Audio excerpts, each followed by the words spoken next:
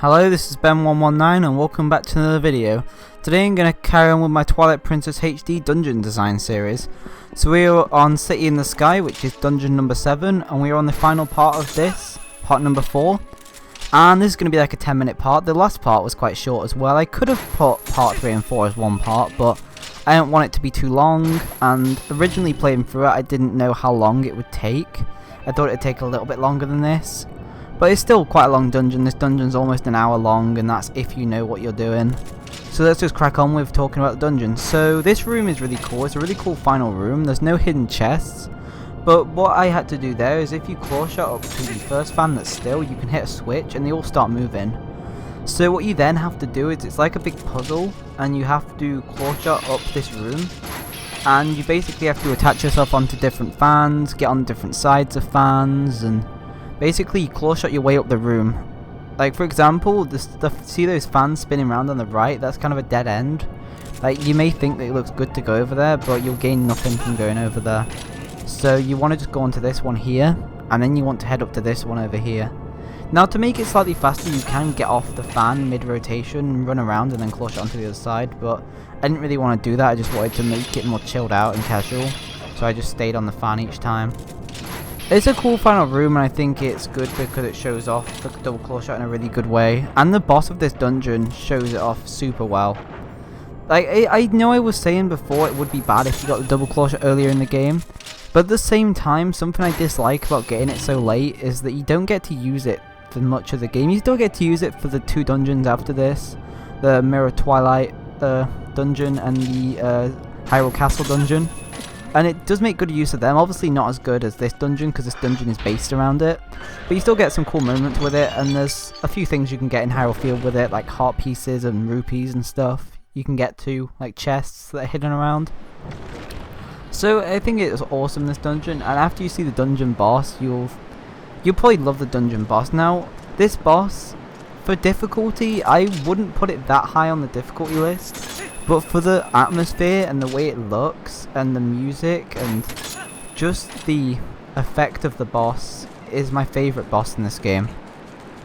It's just so well done, and it honestly just looks spectacular.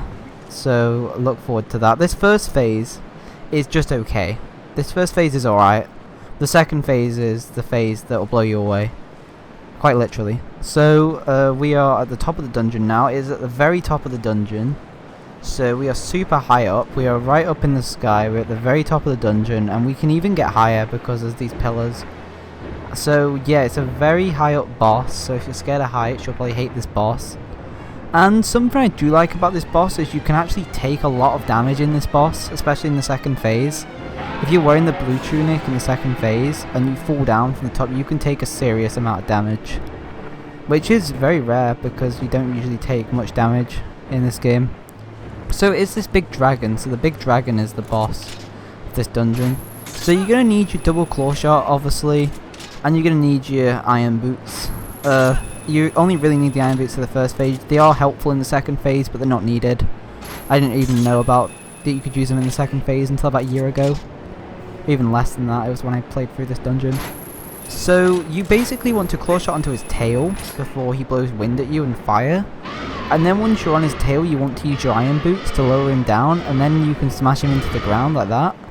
And it breaks off of his armor, so we basically want to break all of his armor as the first phase. So it's pretty simple, we just go onto the pillars. It's more of a waiting game if anything. We just go onto the pillars, and we just make sure not to get hit, we make sure not to fall off. It's pretty simple, we just climb up the pillars, claw shot onto his tail, and we just lower him down. It's pretty simple, it's not that good of a boss at first, but once it gets going, it's amazing. So as you can see, he's flying around, and I think it's just that this whole boss, like the whole arena to this boss is outside. Most bosses I can think of have all got inside arenas, but they've kind of worked for the boss that they are. Like the ice boss works amazing, and that boss wouldn't work in an outside arena, but with an inside arena it works really well. But for a boss like this, it just wouldn't work inside. You need a massive space for this boss. So right here, this is the second phase, so I'm not sure if it's going to show you, but there is a weak spot on his back, and basically that's the spot we need to get to. So the weather changes, it's really stormy, there's lightning everywhere now, and he becomes really threatening. So what we have to do with this phase is we have to climb up these pillars, and then we have to climb even higher than the pillars, and then we have to avoid him and then get onto his back and then knock him down, and we need to do that 3 times. But what makes this boss so fun is these things here that are lifting up out of the ground. So now that it's raining, all of these things are growing, and they're all going to fly up to the top. And we're basically able to use these. So the wind gets more intense at this point as well, so be careful climbing up. So you make sure to use your iron boots. Like, look at this. I'm just going to put my iron boots back on. So let's go up here. So you want to pick a pillar, pick 2 pillars you want a double claw shot between. Doesn't really matter which 2. Any will be fine. So just keep double claw shotting. Double claw shot up to here. And then once you're high enough, once you're near the top, just Z-target onto one of these and claw shot it. And what you want to do is you want to wait until the dragon notices you, and then you want to double claw shot around him as fast as possible. Just keep claw shotting, just keep going. Just be really fast claw shotting. And it just looks amazing, this boss, with all the claw shotting, and it's such a good idea, and it's really well used. Like for the double claw shot, it uses the double claw shot so well. Like with some dungeons, like the Dominion Rod, for example, in the Temple of Time, it uses it well, but I wish it was more used in the boss. Like, it's used a little bit in the boss to kill the spider. Like, you have to take control of the statue to hit it, but at no point do you actually have to use statues for like the entire boss. Like, you mostly just use the bow and then you just use the statue to hit him. But you don't actually have to use the statue to like attack him and make him weak, for example. But right here it does get harder because he does start to fire at you, so you have to avoid that as well. And if he ends up hitting you with fire and you are wearing the blue tunic, because with the blue tunic you take more damage, you get knocked down and you get loads of fall damage, and because you're on fire you take a lot more damage than you normally would, so you can take a lot of damage from that. So be careful not to fall down, because falling down results in like taking lots of damage and having to climb all the way back up. Now you can go counterclockwise and clockwise round, it doesn't really matter which one, it's just which way you prefer. With one thing with this boss, I do think there is a slight lack in difficulty. If you're really comfortable with the double claw shot like I am, then it will be a really easy boss. If you're still learning how to use double claw shot, which you shouldn't be by now, because this whole dungeon's been using it a lot, then you may struggle a bit with this boss, and this boss may be really difficult. We just do it 3 times. Now the difference is, on the 3rd time, he is faster going round, and he is a lot harder, because he ends up switching directions with the fire, and it's more tough to keep up with staying ahead of him. And you can use your iron boots, so on those things that are in the sky, you can actually use your iron boots to lower them down to dodge fire. It's never used. I wish it was used, because it would be a really cool thing to actually do. Like right here, as you can see, I can lower myself down. It's not needed though. If it was a needed thing in this boss, it could make this boss even cooler. I'm just going to be quiet for this bit, just so you can hear all the music in the atmosphere.